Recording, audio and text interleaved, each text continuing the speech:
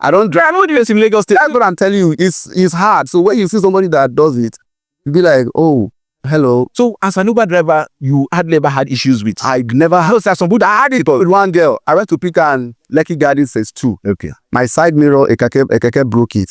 So I was going to the mainland. So she now ordered me. So I went to pick her up. So when she entered, I told her, good afternoon, ma'am. Just can you wear your seatbelt? She now said, they're talking about seatbelt. Look at your side mirror. I said, please, it just happened now and I'm on my way to fix it. Please wear your seatbelt. She said she won't wear seatbelt. She's sitting in the front. She's sitting at the front. I said, please wear your seatbelt. She said she won't wear seatbelt. I drove out, went to the express, parked. I said, please, can you wear your seatbelt now? So you parked here. She now wore her seatbelt. So she now took me to somewhere. She now said I should wait for her. She went for 30 minutes. And I told her, Uber doesn't work this way, ma. You are delaying me. So end the trip. When you are done with what you want to do, you order for another ride. She now started insulting me. And I was calm. A young girl, here at the studio, I was very, very calm. She now, you're using Ma for her. Yes, I was using Ma for her. I use Ma for all my customers. So she now came in, she was insulting me. She now called her boyfriend. Look at this stupid Uber guy. I didn't say anything. So she was going for a modeling job. We entered inside county estate. Okay. So when we got there, it was 9 p.m. that they gave her. She thought it was 9 a.m. When we now got there, there was nobody there, and I ended the trip. So she now said she's not coming down for my car, that it was 9 p.m. I said, it's none of my business. This is where your end point is, so please pay me. She now said she won't pay me, that I should take her back to the estate. See, from that place, I negotiated. She paid me 15,000 to take her back to the gate. Inside from estate to the gate, paid me 15K.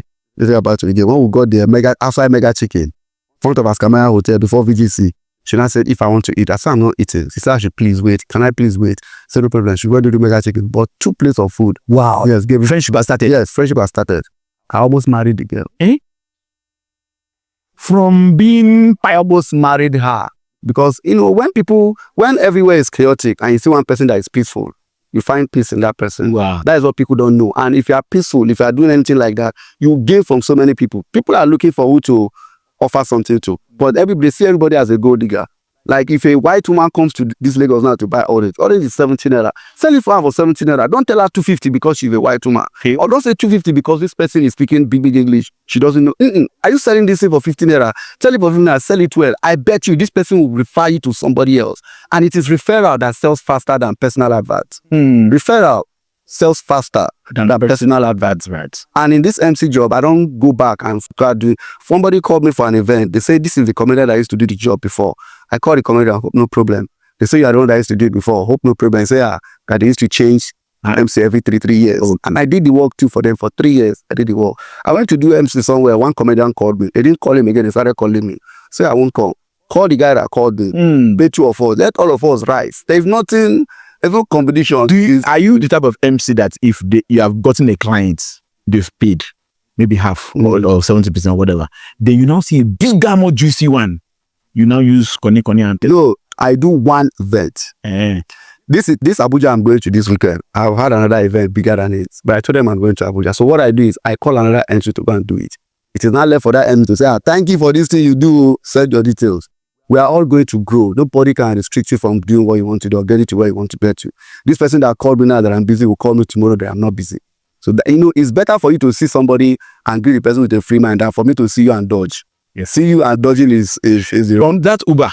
Does it happen sometimes that somebody has called you and you're working for somebody and then somebody calls you and then you know that you are going to get, but you can't make up. You now tell him that, oh, guy, I had flat tire. You use Koni to... No, what I do is, see, the way you communicate with people is important. If I order a ride now and the guy does not have AC, the guy calls me, good afternoon, sir, you are going to social place, please, my AC is faulty. But if you now come and I enter and I say, honestly, you know, good, I will feel like you are lying. I won't even rate you. No, I mean, what I do, and so I'm just like, so what I do is, if I eventually have those things, if I don't have those things, I don't say I have it. So the one that I declined one time was that I was going to pick the person, but traffic was much. I was going to make a U-turn, but you see that U-turn, the traffic there was more. So I now beg the person, is it possible you cross? I'm going to park, wait for you. Is it possible you cross, please, because of the traffic? He said, no, I should turn. And I told the person, I honestly can't because the traffic is more. It's going to delay me and it's going to delay you. The person said they're going to report me and I did not mind. I ended the trip. I sent the person a message. I said, I'm really sorry. I used to be the first to call. That is just the thing. I don't wait for them to call me. I have an extra phone. I'm the first person to call. And what I do is, there was a time when I drove Sienna from Abuja to Lagos, and I picked passengers on the road. So when I dropped them in Abuja, I sent all of them recharge card. Hey, Yes. wow. So you like keeping friendship? I mean, you can never tell. Just like when I met you, I did not have your number. When we had a conversation, they changed contact. That is how life works. You don't know who we are going to meet tomorrow. And I don't understand. And from chatting now, we have done jobs. We're about to do another one, We still do more. I still do. That is our life. So all the people you have worked with, the radio Jordan FM, the CEO. Yeah. You are no longer there. Right? Yeah, I'm no longer there. So I resigned because, when they were looking for somebody that can speak Igbo and Yoruba, they contacted Flatmates. And Passion was the contact person. Passion told them, I have somebody. Now, this is how this thing is. I later got out of job. So I was doing 21 days fasting. This is true life story. This is why I believe that God exists. There's nothing anybody wants to tell me. We're doing 21 days fasting. So my pastor was saying, you have something that God can bless. And then I dropped out of school. I don't have a certificate, and I needed a good job. Then I wanted to start working well. And he now made reference to Elijah when he wanted to bless one woman. He asked the woman to bring, what do you have in the house? The woman said, oil, bring for me first. But then he started blessing her. And I said, but I don't have anything now. What do I have that God can bless? That was when I remember I can speak Hausa, Igbo, and Yoruba. We did 21 days fasting. I did 30 days. That was the first time. In fact, after church, I will trek home. I will be praying. I told God, if you don't help me, you will lose me. I'm not even playing. I said it, if you don't help me, you will lose me. And I'll settle down and serve devil well. So as I was going home, I took keke one day. The keke, I gave him 500. It was 100 naira. He was supposed to give me 400 naira change. He said he doesn't have change. I told him, if you know the person that is talking to you, you go and look for change. He rushed out. He looked at my face. I think my face was burning then. I can't believe he rushed out to go and get change. I got home. I was cutting with my younger brother. I told my younger brother, somebody will call me. They will need somebody that can speak Hausa, Igbo, and Yoruba. The person might not have my direct contact, but the call will get to me. I told him in the night. In the morning, he's a bombastic. He called me. He said they needed somebody that can speak Igbo and Yoruba, but he told them I can speak Hausa, Igbo, and Yoruba, that I should go there. I went there to Jordan. They didn't even conduct interview. It was, you can speak all this language, it's a lie. Oh yeah, display. And I did a short display. That's why I started work. They gave me 30 minutes only Friday. Later they said do Thursday, Friday. Later they said do Wednesday, Thursday, Friday. Because you were there doing 1 hour. Later it was people that were listening that called and said, you know what, please, that guy, why are you guys doing 1 hour? They gave me 2 hours. Later they gave me 3 hours. Later Tuesday, Wednesday, Thursday, Friday. Later Monday, Tuesday, Wednesday, Thursday, Friday. 3 hours. 4 hours. 4 hours. Monday, Tuesday, Wednesday, Thursday, Friday. And I did my first marriage experience. I did the first ever comedy concert on radio. If you Google first ever comedy concert on radio in the world, you will see. We'll see MC Mario. Yes. Now, Guinness World Record will have the part of it. It was our network that messed it up. Because I reached out to Guinness World Record. They sent me a mail and said they will be watching live. So, but it was our network now had issues, so we couldn't contact. I was the first person. I did it in COVID. During COVID, nobody was doing any show. So one guy now said, what if you do your show here? I thought about it. It's true. So when I decorated the entire, in fact, I made the highest money during COVID. I didn't pay for hall. I didn't pay for speaker. I didn't pay any comedian. They wanted to come. Oma Baba supported me. He came. So what I did is, I'm hosting the show. The comedians will come one after the other perform. Yeah. Once you are done performing, you go out. People were, that was when we had so many dispatch riders in Lagos. So dispatch company were calling me, help us advertise. I was collecting 200, 300, 400. I'm telling you. This thing was 3 minutes advert, 2 minutes advert, 1 minute jingle, 200, 3. And the radio station were now very happy because Jordan FM was not like one of the radio stations that everybody was listening to at that point. Wow. In fact, they fired almost everybody. It was me and one guy that they were bringing to work. They would use the car. They were press guys in the car to bring us. People were all, see, some people then, if they didn't hear my voice, they would faint.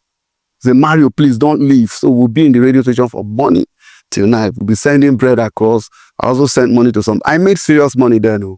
Serious money then. So, I mean, thank God for Jordan FM. I did my best. You understand? I gave them value. Yes. I didn't give him because spiritual disability profitable. Yes. So it was shared value. It was really awesome. I'm amazing. So conclusively, you have profited with your capacity to speak these languages. I've profited massively. Okay. Before I leave, do you know that you have an accent? Yeah, I know. Which accent? Igbo accent. You know. Yes, I know. Okay. It used to be worse than this. Oh. Before, if I follow you talk like this is a people man. Even now, you see, as they speak the English, no, they say what now? Yes, and that's how they talk before. Like, okay, you pay the talk, that's how they talk before. They say what I talk, this is people like say the Igbo boy. It was intentional. I took out time to tutor myself on how to unlearn some of this. Now it's not bad, but if I'm hosting, like I did an event recently in Festac. Festac is Igbo people. So he came out with beer brand called. That was what I did. Called us a beer brand. Okay, I don't want to mention that. And it was amazing. It was beautiful. Oh, you came with Igbo. I came with Igbo attire. Okay, yeah. So I went to open launch a building myself and Alao Malaika in Ikorodu. That was where I got this cap from. So it was purely Yoruba people, and I went with my Yoruba attire, and I intentionally believed it. And yes, yeah, but it cause confusion. When I did an event in Kano, one Maggie company called me to go and do event in Sabogere Kano. It was an LX Patrick. I also did use Hausa attire, and I intentionally, was having conversations in Hausa. Yeah.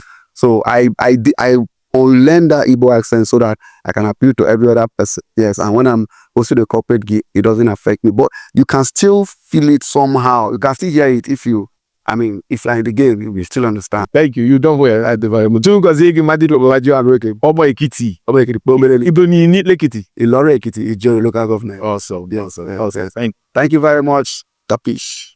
All right, viewers, I believe we had a fantastic time with this guy. Kindly like, share, and subscribe. Merci beaucoup. Écoutez mes bénis. Merci. Take care. Yeah.